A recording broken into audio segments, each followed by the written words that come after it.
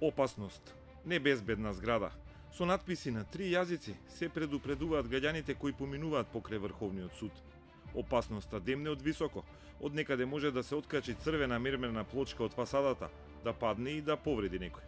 Но деновиве на високите катови на Врховен се очекува дали ќе паднат или нема да паднат прислушуваните разговори направени во УБК, односно дали СЕО смее да ги користи во своите истраги како докази така наречените бомби. Иницијатор на идејата за забрана за бомбите е председателот на Врховниот суд, свежо избраниот Јово Вангеловски, кој по втор пат е начело на највисоката судска инстанца во Македонија. Со 2 реферати смета дека СЕО нема право да покренува барање за заштита на законитоста и дека специјалното обвинителство не смее да ги користи како докази нелегално прислушуваните материјали.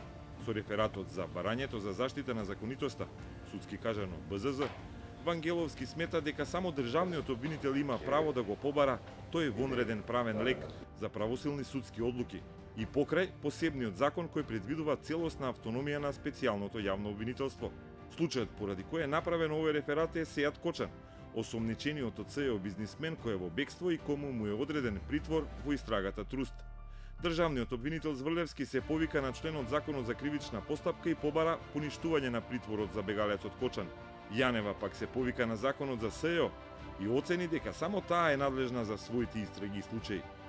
На својата судска вага, со рефератот Вангеловски процени дека Зврлевски е човекот за БЗЗ.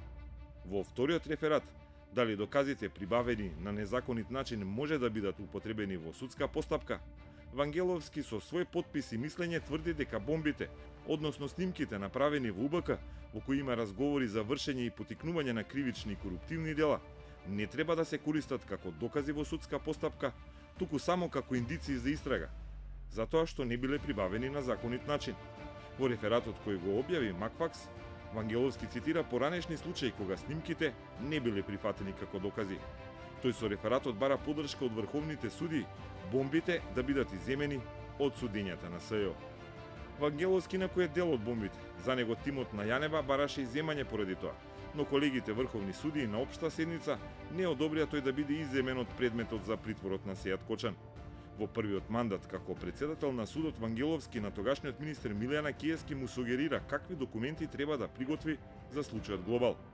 Откако потврди дека разговорот на вистина се одвивал, на својата инаугурација Вангеловски процени дека нема дело во разговорот. Ама не оригинал, копија, затоа што се е во копија.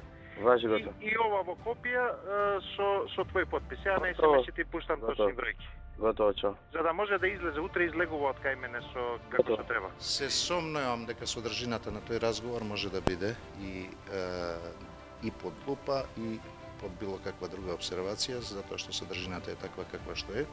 Но рефератите никако не успеа да бидат разгледани и потврдени на општа седница на Врховниот суд.